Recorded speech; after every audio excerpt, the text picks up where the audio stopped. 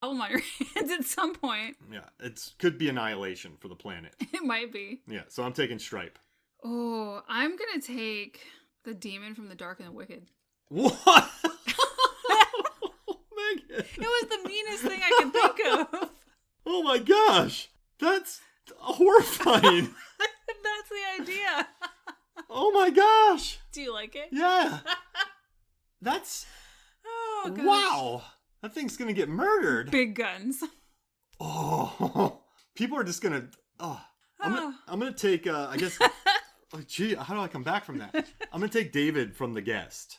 So, ooh, that's a good one. Right? Because we love that movie. And yes. just, he would crush people. Yeah, he would. That'd be sweet. Oh, man. Okay, so my next one, I'll go weirder with this. I'll take Sharon Gordon Fisherman from Barb and Star, Go to Vista Del Mar. But she's kind of a mastermind. Wait, she drinks suicides in that movie. Oh, yeah. Oh my gosh. Oh my gosh. That's amazing. Sharon Gordon Fisherman. Yes. So we have Stripe, we have David from The Guest, the demon from The Dark and the Wicked, Sharon Gordon Fisherman.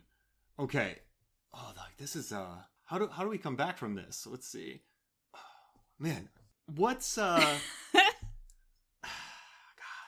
I just keep thinking about that demon just driving people insane. Right? Just preying on their hopelessness. Oh my gosh. Actually, all right. So I'm gonna take from Kill Bill. Ooh. She's the one with the crazy. I gotta get this right here. She's the secondary villain in this. The secondary antagonist. She's the. Oh, she's such a. Who is she? And I just keep saying, who is she? All right. I'm looking through right here. I just thought about this. Go-Go.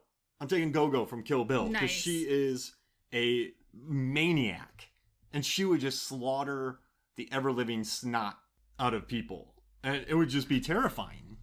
Just be... Alright, that's what I'm doing. I'm gonna take... Oof, this is tough. Yeah. I'm gonna pick a shark because it feels right. Yeah. One of the sharks from Deep Blue Sea 1. Ooh. How about... Do you want the 2 Gen 1s or the big Gen 2? Whichever one's better. Alright, Gen 2. Does it have a kelp breathing apparatus? Why not? That way it can go on land and kill people? And go after lions and their pride. Yeah. So we have... Oh, yeah. That's a big shark. That's 26 feet. So we have a demon. We have a gremlin. We have David from The Guest. We have Sharon Gordon Fisherman. Okay, so now we need to think of we need 2 more villains to add to our list. This is whoa. What? Whoa, okay. I am gonna take, this is crazy. I don't know if you're gonna like this, but I talk about him a lot on Deep Blue Sea, the podcast. I want to take Colonel Ives from Ravenous. Oh my gosh. Because he's a Wendigo. Okay. Colonel Ives. Indigo. Like it just eats bodies and he gets stronger. So Colonel Ives. Okay, I want some sort of warrior next. So I'm going to pick Frank Grillo. From which one? Could he be considered a bad guy in Boss Level? No. He's like the good guy. Sort of. He's a bad guy in Captain America. Yeah. There's Crossbones. Yeah. You can take Crossbones? Yeah, why not? The Frankie Grill? Yes. All right, so how about this? Let's actually just put together one more each. Okay. That way we can do... have like a whole villain squad. So we need to find villains that we want to take with us. You know what? I'm taking Sho'nuff from The Last Dragon. Oh, hey. Sho'nuff. Because he has the stuff. Like, he's powerful. He can do it. So I have Stripe, David, Go-Go, Colonel Ives, and Sho'nuff. You have the Dark and the Wicked Demon, Sharon Gordon Fisherman, the Gen 2 Shark, and Crossbones. I know my next one. Who? I'm ready. You mentioned it earlier, and I'm going with it. Baron Zemo. Baron Zemo. Ooh. He's so likable now in Captain America, or Winter Soldier and Falcon. Yeah, we got a good squad But here. he's also so smart. Yeah. Can you make a graphic for this? Maybe. All right. Because it's just, that demon from Dark and the Wicked, that's going to be... I just want to know what this thing's going to do. People are going to, there's going to be... Yeah. That's dark. It's wicked. So I'm here for it. Oh, man. I love it. So, okay. what do you feel about the attack on the gorilla camp? Oh my gosh. Before that, how do you feel about King Shark about to eat Ratcatcher 2? And then you get the entire scene where John Cena's in his underwear. So and then weird. It's just an odd scene. That is such a weird scene, and there's so many things I love about it. Not the part with him in his underwear. That's a weird shot in itself. But there's a part where they're all lecturing each other. You know, Daniela is telling King Shark how to be a friend, and Idris calls her a little dummy, I think. It's cute. But then they have a shot where you can see... This is so random. I don't know why it's in the movie. Idris's toe. There's obviously a hole in his sock, and you can see his big toe. And I just love that that's in there. It's so weird. I mean, listen, the costume designer on this movie is one of the best in the business. So they didn't just let that sock bit go through. They didn't Judiana Makovsky. Oh my gosh. I have to tell you a story. Yeah, let's hear it. So, David Dasmalchian, he found a cat while they were in Panama. And I'll have to show you the pictures. He adopted the cat, and the crew and some animal lovers helped him bring it back to the States. And it's now with his family, and he said it helped them get through the pandemic. Judiana made a polka dot man costume for the cat. Oh, she's amazing. And I figured, did you work with her when you were on Goosebumps? She did Goosebumps, Civil War, and Guardians of the Galaxy 2, all back to back to back. Oh, so you probably saw her a bunch. Yeah, she was like, this dude's stalking me. I mean, in Hunger Games. You were on Hunger Games, too. She did the first one. I did. Oh, okay. I did 2 through 4. But she's the business. She made a polka dot man costume for a cat. Oh, she's the best. Oh, guys, go on David Dasmalchian's Instagram. You have to see it. It's so cute. And watch Goosebumps. It's adorable. Goosebumps is fantastic. That's so fun. Yeah, but she's awesome. So you know that they caught that on set. But then they move into... Okay, we gotta talk just real quick. The production design in this movie by Beth Nickel. She made gigantic sets. Yeah, Idris said that they were all practical. Yeah, and then Kinnaman was like, I think these are the biggest sets that Warner Brothers has ever built, which kind of blows my mind because they did Blade Runner 2049. And Harry Potter. Yeah, so it's tough. It's like it's hard to fathom. Yeah. But I mean, this what's kind of cool about Beth Nickel, which makes me really happy, is she got her start. Well, she was working for a long time, but she really got her name in the door. She did Drive, and then she did Only God Forgives, which is one of my favorite movies. Mm-hmm. It's brutal and it's awesome. But she got her start kind of like in indie, grimy kind of stuff. And now she's building gigantic warehouses of jungles and just putting everything together. And I think that's just so cool. I mean, if you think about it, you shoot that action scene in a real jungle, build that real set, you have weather, you have problems. But if you build it in a soundstage, sure, there's a lot of like blue screen up, green screen up. Probably blue screen because of the green trees. Oh, yeah. So you have all Makes that sense. up. Then you have more control in there. But that scene, people are blowing up. King Shark's eating people. Rats are murdering people. Yeah. Polka Dot Guy destroys people. That you get some quality nudity and some very random nudity. You get some weird electrocutions, some gags. Many gags. But that scene, though, is when I realized how much I loved Idris's character, because there's a scene where Peacemaker, what a joke, shoots a exploding round into a gorilla, and he's like, "That's not a kill shot, you lose." And then the dude explodes. Yep. And then he walks away going, "Oh, that's so cool!" Like, it's selflessness like that I like. He's not afraid to look dorky in this movie, and I loved it. Like he seemed, I don't know, Idris seems just perfect for James Gunn's aesthetic, and I love seeing him in it. I feel like if you watch, what is it, Turn Up Charlie? That's how you know he's good in this world. That is such a weird, dorky, flawed performance. He's kind of a loser. And it's so good, and it translates well into this world. He just wanted to DJ and go to islands. Yeah, and party. Yeah, in Greece. Be a DJ. Yeah, exactly. Go to Ibiza, and hang out. Take pills. No, I'm joking.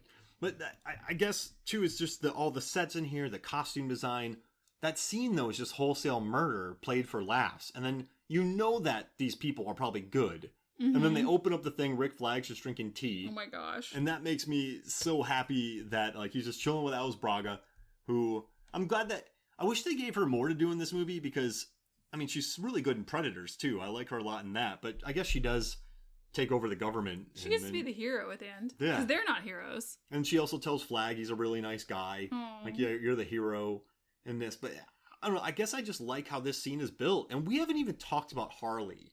And her murder scene. And her red dress. And just when she shoots the guy in the chest. Like, oh, well, you want to use your powers to kill kids. And that's not cool.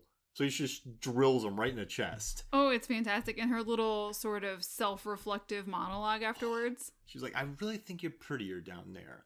You know, like just laying there without all those ugly thoughts in your head. Yeah, she does sell it at the very end there. It's sort of that, you know, heightened Harley Quinn at the beginning of it, her speech, and then she sells it at the end. She does bring some sort of gravity. Can I be frank? You might be. I don't know. She has some of the best moments when she's getting tortured. Well, James Gunn said that he really can get into the mindset of the Harley Quinn character, so makes sense. And then that 69 bit. It's very funny. 69. 69! 69 soldiers. Oh, man. And the key scene, I think we've all seen this article by now. It was all her, where she pulled her legs up and put the key into the lock. It's a great physical performance. Yeah. And the flower scene, too, James Gunn said that was written into the script. He meant to do that the whole time. It wasn't sort of an afterthought. And he was drawing that onto the storyboards. Wow. And just that action scene, too, where normally I don't like unnecessary spinning in movies, but her spin, it felt very organic with the music and the way that the overhead shot. It wasn't jarring either, and which irritates me. You know what? The spinning makes sense because we watch a lot of movies where characters are just standing around spinning, but they're standing there or they're upside down spinning in a wide open room.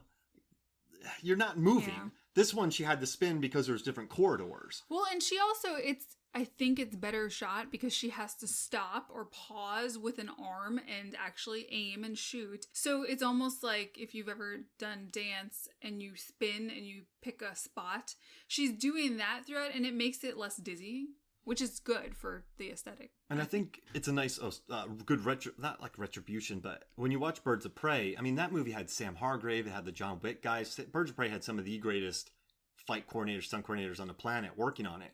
But a lot of it felt hyper stylized and a little bit unnecessary. But as Gunn said, which I read about earlier, there's nothing really wasted in these fight scenes. Mm-hmm. So her running down the hall and then beating up everybody as she goes through there and then shooting them with the machine guns. And then she gets the javelin. Yeah, I was going to say, how about her joy every time she reconnects with the javelin? And that's such a great setup, too, because Flula Borg from Pitch Perfect 2, he said he was just happy to be along for the ride. But he gives her the javelin, she gets it taken back, she gets it back, and then she uses it to get Nestaro's eye in the greatest, phantom camera shot scene ever. Then the rats fly in there. And I just love the setup of that. And it's cool, too. I know we're jumping all over the place, but I love when Ratcatcher at the end, when Bloodshot looks at her and he takes her under his wing and he says, I'm going to get you off this island alive. She's like, no, I'm going to get you off this island alive. Aww. And when the rats are running over Bloodshot and he's down crouched, she puts her arm around him. I know, she protects him. Yeah, she's just like, I got you, you're fine. And just watching the rats crawl over his face, but then they swim into the eye and start tearing out the tentacles. It's such a... Woof. It's rats save the day. It is quite gross, but it's well done. It's such a Harley move, though. She just jumps headlong into she jumped in chemicals for Joker to do all that. So then she jumps into eyeball gunk of an alien. She knows what she's waiting for a sign from God, and then she knows what she's supposed to do. And she's I'm waiting for a sign of God. Oh, Jesus Christ. Yeah, him too. I had a great rescue plan. Like, well, you want me to go back up there? Like, it was really good. Yeah, they use her just the right amount in this movie, which I like, because there's a lot of people they have to service, especially in the beginning. And then remember when Bloodshot and Rick Flag are lecturing, or doing the plan to the Thinker? Oh, and she's listing out grievous sins that you can't commit that would be killable. I'm in the background. No coughing without covering your mouth. I swear. So all of those things that she says, other than the ones that I'm walking around, the things she lists out, though, I swear those are all from the Good Place show, but from the Bad Place Museum. Those were all things that were in the Bad Place Museum. Makes sense. Yeah, and it's just such a random little bit. And then I don't know why, but that whole empanada scene, like, who ate all the empanadas? And then Oh my polka dots in the gosh. background, a bloodshot